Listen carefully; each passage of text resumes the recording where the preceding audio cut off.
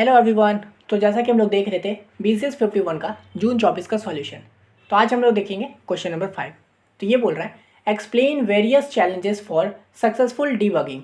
ठीक है, तो यहाँ पे बोल रहा है कि हम लोग का क्या क्या चैलेंज आता है एक सक्सेसफुल डीबगिंग करने समय। ठीक है, ये भी 10 मार्क्स का क्वेश्चन है। तो देखिए डीबगिंग मतलब क्या होता है, चलिए देखते हैं। Debugging the process of identifying and fixing error in software code can B complex and time consuming task. ठीक है, तो डीबगिंग मतलब क्या होता है कि एक वो प्रोसेस जिसमें हम लोग आइडेंटिफाई करते हैं एरर्स को और उसको फिक्स करते हैं कोड के अंदर। ठीक है, उसी को कहते हैं डीबगिंग। ठीक है, जैसे आप मान लीजिए कोई भी कोड लिखते हो, नॉर्मल सा कोड लिखे हो आपने, आप अगर बेसिक जानते हो C++ का, आपने सी का कोई नॉर्मल सा कोड लिखा है, अब उसमें आपको मान लीजिए आप कोड को रन करो, कोई एरर आ रहा है, तो आप उसको बैठ के जो देखते हो ना कि अच्छा इंट को मैंने गलत लिख दिया यहाँ या फिर यहाँ पे मैंने कोलन नहीं दिया, तो ये सब जो कर रहे हो आप वो डीबगिंग कर रहे हो एक तरह से उसको। ठीक है, तो ये तो हो गया नॉर्मल एकदम बेसिक स्टेप का डीबगिंग, लेकिन और भी बहुत डिटेल में होता है डीबगिंग। तो उसमें क्या क्या चैलेंजेस आते हैं वो हम लोग डिस्कस करेंगे। ठीक है, तो सबसे पहले आएगा इशू रिप्रोडक्शन, यानी कि sometimes a bug only happen under certain condition. ठीक है, तो ये क्या होता है कि इशू रिप्रोडक्शन मतलब कि कभी कभी ऐसा होता है कि किसी पर्टिकुलर कंडीशन की वजह से ही एरर आ जाता है। ठीक है, if you can't consistently reproduce the bug it's hard to track down the and fix. ठीक है, तो इससे क्या होगा कि मान लीजिए अगर आप बार बार बग को सही नहीं कर रहे हो, रिप्रोड्यूस नहीं कर रहे हो, उसको सही से नहीं कर रहे हो, तो फिर आपको वो ढूंढना मुश्किल हो जाएगा। समझे? फॉर एग्जांपल अगर मान लीजिए आप कभी कोई प्रोजेक्ट पे काम करते हो, ठीक है, एक ई-कॉमर्स वेबसाइट बनाते हो, तो स्टार्टिंग में देखिएगा आपको बहुत सारे इशू आएंगे। फिर लेकिन मान लीजिए आप कभी दूसरी बार किसी वैसा ही पर्टिकुलर चीज़ पे काम कर रहे होगे ना, तो फिर जब ऐसा कभी एरर आएगा ना, तो आप समझ जाओगे कि हाँ, अरे हाँ भाई, ये तो इसकी वजह से आ रहा है, मैंने ये इसको यहाँ से ये नहीं किया है, पोस्ट नहीं किया है इस तरह से। ठीक है, तो वो होता है कि कभी कभी ऐसा होता है कि कोई सर्टेन कंडीशन पे ही आता है, तो इसके लिए क्या होता है, नॉलेज नहीं रहेगा तो आपको वो ढूंढना मुश्किल हो जाता है। उसके बाद आएगा कॉम्प्लेक्स कोड अंडरस्टैंडिंग। यहाँ से देखिए ये सिंपल है, तो ये डिस्क्रिप्शन मतलब क्या, उसी के बारे में हल्का सा डिटेल दिया हूँ।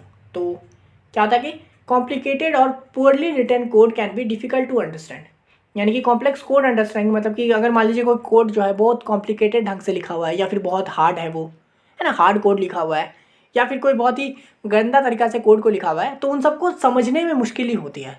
ठीक है, तो और ये अच्छा, ये सब मैं नॉर्मल आप लोगों का कोड की बात नहीं कर रहे, जैसे हम लोग नॉर्मल कोड करते हैं ना, कोई क्वेश्चन दिया हुआ है ऐड करो 2 नंबर को, वो सब नहीं, वो सब तो आराम से समझ भी जाते हैं। लेकिन फिर वही अगर मान लीजिए आप अपने छोटे भाई या बहन को दे देंगे जिसको कोड का सी भी नहीं पता है, तो उनके लिए मुश्किल होगा ना, करेंगे ये क्या कर रहे हो, ये रिटर्न क्या है, ये ए और बी क्या है, इस तरह से समझे, ये ABCD का क्यों यूज़ कर रहे हो इसमें, तो उसको क्या है, अंडरस्टैंडिंग नहीं रहेगा। वही है कि कॉम्प्लेक्स कोड अंडरस्टैंडिंग, मान लीजिए कोई बड़े सॉफ्टवेयर के लिए काम कर रहे हो, तो उसमें क्या होगा कि अगर कोई कॉम्प्लिकेटेड है, हार्ड है, तो उसको समझना मुश्किल हो जाता है। ठीक है, तो इससे क्या होता है कि नेविगेटिंग थ्रू, इसका चैलेंज क्या है, तो navigating through such code slow down the debugging process and increase likelihood of missing important details. तो ये जो हम लोग सक्सेसफुल डीबगिंग करते हैं, तो ये जो हम लोग का कॉम्प्लेक्स कोड आता है, इससे चैलेंज क्या होता है कि भाई इसको सच कोड को नेविगेट करना है ना, उसको अच्छे से एक्सेस करना, उसको सही करना, फिर उसको डिकोड करना, ये सब में क्या होता है कि टाइम ज़्यादा लग जाता है। Slow down the debugging process and increase the missing important part. इससे क्या होता है कि भाई पहले तो टाइम बहुत ज़्यादा लग जाएगा कि भाई कॉम्प्लेक्स कोड है, उसको सही से समझो, अच्छा ये काम हो रहा है, ये करो, इससे घंटों लग जाते हैं, है ना। और इससे क्या होता है कि कभी कभी इंपॉर्टेंट डिटेल्स भी छूट जाता है, तो फिर और टाइम लग जाता है, समझे। उसके बाद आता है ह्यूमन एरर इम्पैक्ट, ये भी बहुत होता है। तो ह्यूमन एरर मतलब क्या, mistake made by developer such as typos, misunderstandings और इनकरेक्ट अजम्पशंस। ठीक है, ह्यूमन एरर मतलब क्या कि अगर कोई डेवलपर के द्वारा, यानी कि आपके द्वारा कुछ गलती हो गया, जैसे कि आपने कुछ टाइपो कर दिया, यानी कि टाइपोज में कुछ गलती कर दिया, इंट की जगह INK लिख दिया, तो वो सब जो हुआ वो, है ना। फिर या फिर मिसअंडरस्टैंडिंग, आपको काम करने बोले थे A+B, आपने A-B कर दिया, तो उसकी वजह से गलती हो रहा है वो। या फिर इनकरेक्ट अजम्पशंस, आपको जिस तरह का क्वेश्चन था उस हिसाब से आपने सोचा नहीं, है ना, उस तरह का आपने फॉलो नहीं किया रूट, तो उसकी वजह से जो क्या होता है, ह्यूमन एरर होता है। उसमें क्या चैलेंज हो जाता है, ये क्या करता है, this errors can introduce bugs and complicate the debugging process requiring carry for review and correction. तो इससे भी क्या होता है कि वही बग, इससे भी बग आ जाता है हम लोग का, फिर डीबगिंग करना कॉम्प्लिकेट हो जाता है। इसके लिए क्या करना होगा कि भाई केयरफुली हम लोग को रिव्यू करना होगा, देखना होगा कोड को अपना, और फिर जो भी करेक्शन है वो करना होगा, समझे। उसके बाद आता है डीलिंग विथ कॉनकरेंसी इशू। तो ये क्या होता है, bugs that arise from multiple threads और प्रोसेसेस रनिंग साइमल्टेनियसली। तो तो ये क्या आता है कि कनकरेंसी इशू, यानी कि मान लीजिए आपने बहुत सारा कोई प्रोसेस है, 2-3 प्रोसेस एक साथ काम कर रहा है, और जब उन सबको एक साथ आपने रन किया है ना, तब कोई एरर आ गया। तो अब जब ऐसा एरर आता है तो फिर आपको ये ढूंढना होता है कि भाई किसकी वजह से आ रहा है ना। मान लीजिए आपने ABC 3 फंक्शन को कॉल किया है, उसके बाद एक एरर आ रहा है, तो आपको पहले ढूंढना होगा कि अच्छा A की वजह से आ रहा है या B की वजह से आ रहा है या C की वजह से आ रहा है। तो वो ढूंढो, फिर उसको जाके सही करो, है ना, तब ताकि कोड बढ़िया से सही। ठीक है, तो वही work that arise from multiple threads और प्रोसेसेस, यानी कि वही मल्टीपल प्रोसेस के को चलाने के बाद अगर जो वर्क आते हैं उसी को कहते हैं कंकरेंसी इशू। इससे क्या होता है, this issue can be non deterministic and tricky to reproduce, making them challenging to debug. तो अब ये इशू को ढूंढना वही है, नॉन डिटर्मिनिस्ट है और ट्रिकी टू रिप्रोड्यूस है, यानी कि इसको रिप्रोड्यूस करने में भी समय लग जाता है, क्योंकि वही जैसा मैं बोला ढूंढना पड़ता है भाई कहाँ से आ रहा है एरर और क्यों आ रहा है, A और B में क्या ऐसा संबंध हो गया है कि सही से नहीं आ रहा है कि नहीं। तो वो सब चीज़ को डिबग करने में समय लगता है।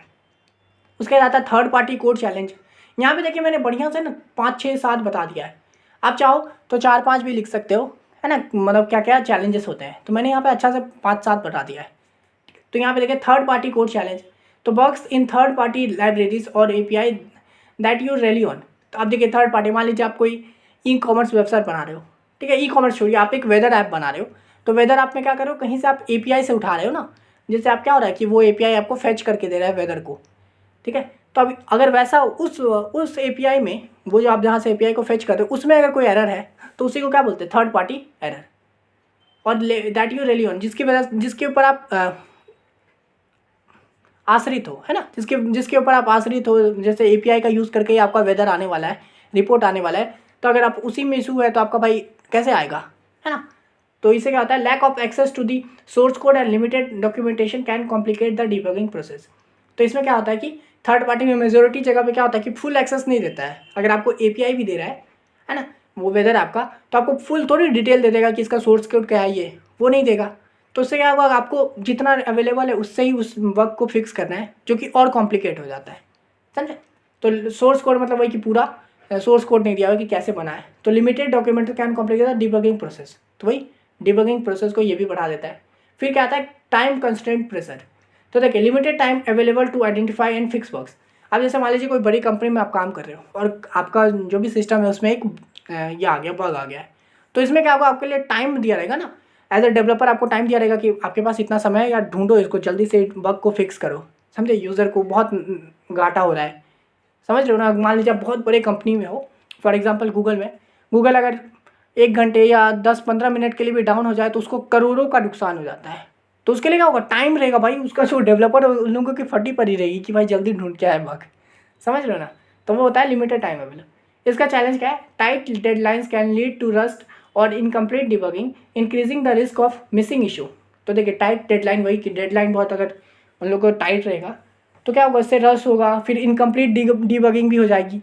मान लीजिए उसको एक एरर आ रहा है जिसमें यूज़र को नहीं दिख रहा है इंटरफेस, तो अब वो एकदम जल्दी जल्दी में मान लीजिए उसने ढूंढ भी लिया, उसको फिक्स भी कर दिया, अब यूज़र को इंटरफेस दिख रहा है। अब हो सकता है यूज़र पे इंटरफेस तो दिख रहा है लेकिन इसमें पूरा डेटा नहीं दिख रहा है, तो इससे क्या हो सकता है कि वो पूरा डेटा वाला वो चीज़ सॉर्ट ही नहीं कर पाएगा, क्योंकि उसके पास टाइम ही नहीं था, वो जल्दी जल्दी में कर रहा है। तो ये भी क्या करता है, increase the risk of missing issue. इससे क्या होता है कि इशू मान लीजिए कोई है वो मिस हो गया। तो समझे, इस तरह से होता है हम लोगों का पूरा चैलेंजेस, ठीक है, जो हम लोग को डीबगिंग में आता है। तो यहाँ पे मैंने जितना लिख दिया, आप अपने हिसाब से इसको 4-5 लिख सकते हो या फिर पूरा भी लिख सकते हो। उसके बाद देखिए 5 का B नंबर क्वेश्चन,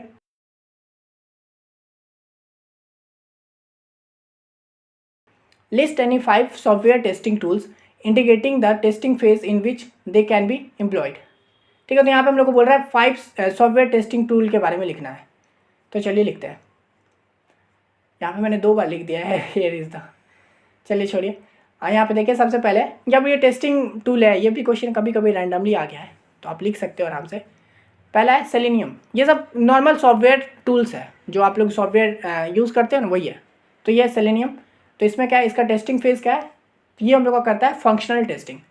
ये क्या करता है, Selenium is an open source tool used for automating web application for testing purpose.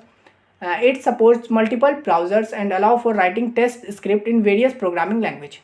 तो ये जो सेलेनियम सॉफ्टवेयर होता है ना, ये हम लोग का फंक्शनल टेस्टिंग के लिए यूज़ होता है। ठीक है, ये एक ओपन सोर्स टूल होता है जो कि वेब एप्लीकेशन के लिए एप्लीकेशन को टेस्ट करने के लिए यूज़ होता है। ठीक है, ये क्या करता है कि हम लोग को मल्टीपल ब्राउज़र को अलाउ करता है और हम लोग कोड को भी अलग अलग प्रोग्रामिंग लैंग्वेज में लिख सकते हैं। इससे क्या होता है कि हम लोग को फंक्शन पता चलता है कि भाई वेब एप्लीकेशन में हम लोग का इस बटन पे क्लिक करने से सही फंक्शन काम कर रहा है कि नहीं। ठीक है, तो ये होता है हम लोग का सेलेनियम फंक्शनल टेस्टिंग के लिए। उसके बाद आता है जे यूनिट, है ना, दूसरा टेस्टिंग टूल। ये क्या होता है, इसका ये यूनिट टेस्टिंग करता है। टेस्टिंग फेज़ क्या है इसका, तो ये यूनिट टेस्टिंग के लिए यूज़ होता है। JUnit is widely used testing framework for Java application. It is primarily used for writing and running repeatable unit test to ensure individuals component और method function correctly। देखिए जे unit नाम से पता चल रहा है, और यहाँ देखिए ये टाइप क्या है इसका, यूनिट टेस्टिंग। और आपने यूनिट टेस्टिंग के बारे में पढ़ा है इसी प्लेलिस्ट में, याद है, वो मॉड्यूल टेस्टिंग और इंटीग्रेशन टेस्टिंग। तो मॉड्यूल टेस्टिंग को क्या बोलता है, यूनिट टेस्टिंग। और मॉड्यूल टेस्टिंग आप लोग को पता है क्या है, एक पर्टिकुलर मॉड्यूल को टेस्ट करना, वो काम अपना सही से कर रहा है या नहीं। तो वही चीज़ है कि ये भी टेस्टिंग फ्रेमवर्क है जावा एप्लीकेशन के लिए। ज़्यादातर ये जावा एप्लीकेशन में यूज़ होता है। इसका प्राइमरी क्या होता है कि writing and running repeatable unit test to ensure individual components और मेथड फंक्शन करेक्टली। वही कि इंडिविजुअल कंपोनेंट और मेथड जो है वो अपना काम सही से कर रहा है कि नहीं, समझे। तो ये होता है हम लोग का जे यूनिट करके एक होता है सॉफ्टवेयर, उससे हो जाता है। उसके बाद आता है जे मीटर। तो ये क्या होता है, इसका टेस्टिंग फेज, इससे हम लोग का परफॉर्मेंस टेस्टिंग होता है। ठीक है, ये क्या होता है, Apache JMeter is an open source tool design for load testing and performance measurement. ठीक है, तो ये जो जे मीटर होता है वो अपाचे का होता है। ये क्या करता है, ओपन सोर्स टूल होता है ये भी for load testing and performance measurement. वही कि परफॉर्मेंस मेजर करने के लिए इसका यूज़ होता है। It can simulate heavy load on the server and analyse performance matrix making it ideal for performance testing.